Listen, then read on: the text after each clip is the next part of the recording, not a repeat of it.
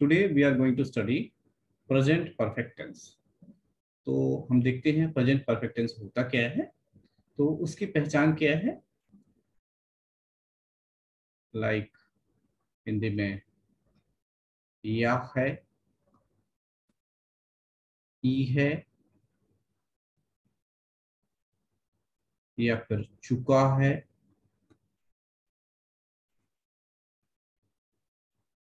चुकी है,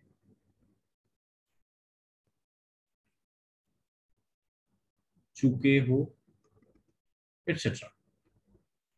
अच्छा, इसका रूल क्या है।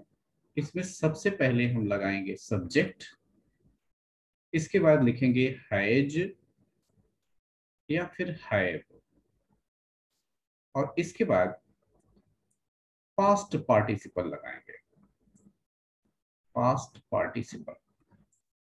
अब यहाँ पर दो क्वेश्चन हैं। पहला कि हैज और हैव कहाँ लगाएं।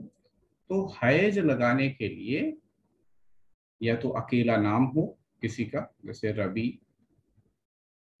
अकेला नाम हो, या ही हो, शी हो, तो इसमें लगाएंगे हैज। बाकी सब जगह हैव लगाएंगे। जैसे हमने लिखा रवि, यहाँ पर होगा हैज, अकेला नाम हो गया। शी लिखेंगे तो यहाँ पर भी होगा हैज। लेकिन यदि हम कहें वी, तो यहाँ पर हमें लगाना पड़ेगा हैव। आई हमने कहा तो यहाँ पर भी लगाना पड़ेगा have.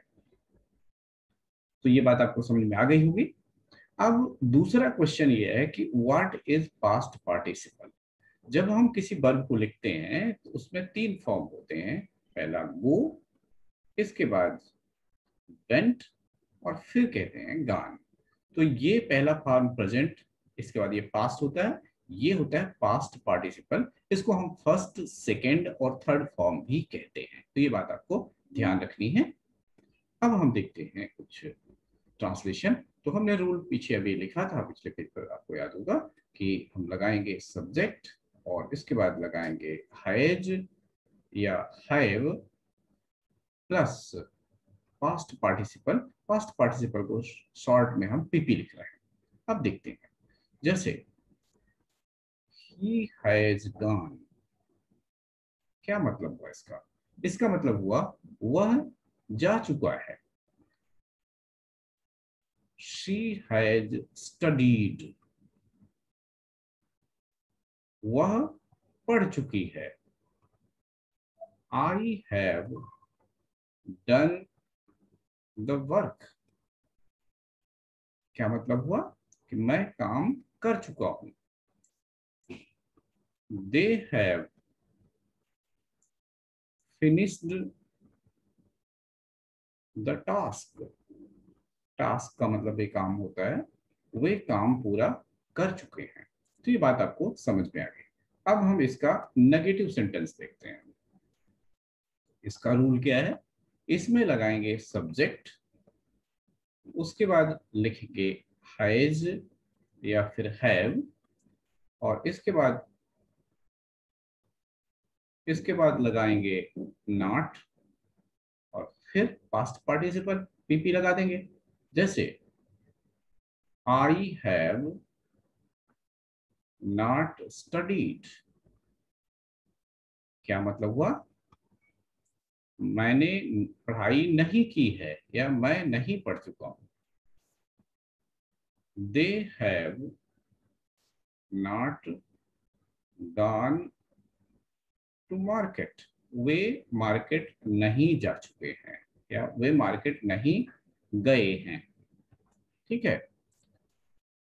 She has not finished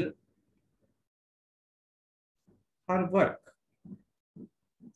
क्या मीनिंग हुई, उसने अपना काम समाप्त नहीं किया है। My brother has not come today, मेरा भाई आज नहीं आया है। अब हम देखते हैं इसका इंट्रोगेटिव, रूल नंबर 3। इंट्रोगेटिव दो टाइप के होते हैं, हमने पहले भी आपको बताया था। तो इंट्रोगेटिव में पहला टाइप होता था कि जब क्वेश्चन वर्ड ना हो, क्वेश्चन वर्ड अब्सेंट हो। ठीक है, तो जब क्वेश्चन वर्ड अब्सेंट हो तो हम केवल हैज या हैव लगाएंगे शुरू में, इसके बाद लिखेंगे सब्जेक्ट और इसके बाद फिर पीपी लगा देंगे और फिर यहाँ क्वेश्चन मार्क लगा देंगे। जैसे हैज शी स्टडीड, क्या मतलब हुआ, क्या उसने पढ़ाई कर लिया है, या फिर हम कहें क्या वह पढ़ चुकी है। Have you done your homework, क्या तुमने अपना गृह कार्य कर लिया है। अब हम इसका दूसरा पार्ट देखते हैं जिसमें क्वेश्चन वर्ड होता है। तो इसका रूल होगा, पहले हम क्वेश्चन वर्ड लगाएंगे, इसके बाद लिखेंगे हैज या फिर हैव, और फिर लगा देंगे हम पीपी, सॉरी हैज हैव, और इसके बाद हम लगाएंगे सब्जेक्ट और इसके बाद लगाएंगे पीपी और फिर क्वेश्चन मार्क लगा देंगे। जैसे हम क्वेश्चन वर्ड ले लेते हैं वाई, इसका मतलब होता है क्यों। Why have you done like this, क्या मतलब हुआ कि आपने ऐसा क्यों किया है। दूसरा व्हेन ले लेते हैं, इसका मतलब होता है कब। व्हेन हैज शी लेफ्ट, क्या मीनिंग हुई, वह कब चली गई है। व्हाट, इसका मतलब होता है क्या। देखते हैं, व्हाट हैव यू बॉट, क्या मीनिंग हुई, तुमने क्या खरीदा है। अब आपके लिए कुछ क्वेश्चंस हैं जिसको ट्रांसलेट करना है, तो क्वेश्चन देखते हैं। पहला है वह खेल चुकी है। दूसरा, तुम गा चुके हो। तीसरा, बच्चे आ चुके हैं।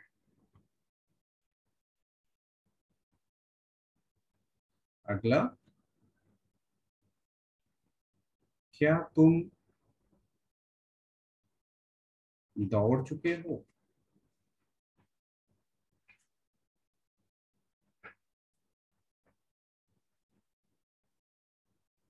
अगला, वह क्यों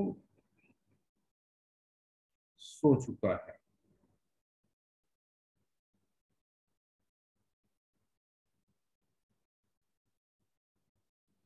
अगला,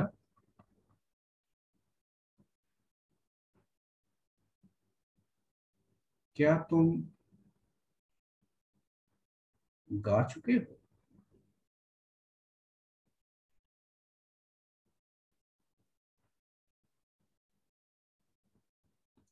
वह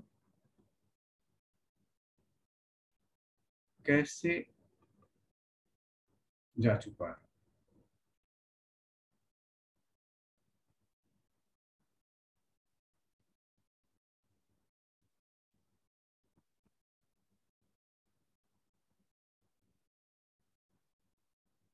तुम कितना खा चुके हो।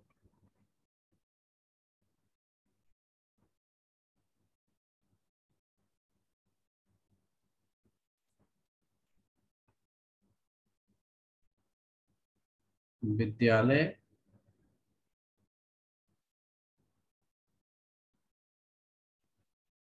कब खुल चुका है?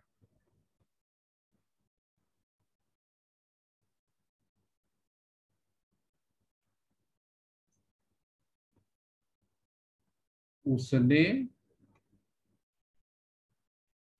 अपना काम समाप्त कर लिया है।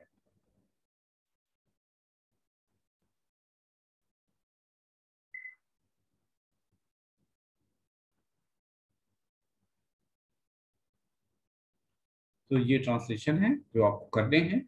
सब में प्रेजेंट परफेक्ट का ही रूल लगाना है क्योंकि सारे सेंटेंसेस प्रेजेंट परफेक्ट के हैं, और टेंसेस के रूल इसमें न लगाएं, नहीं तो आंसर गलत हो जाएगा।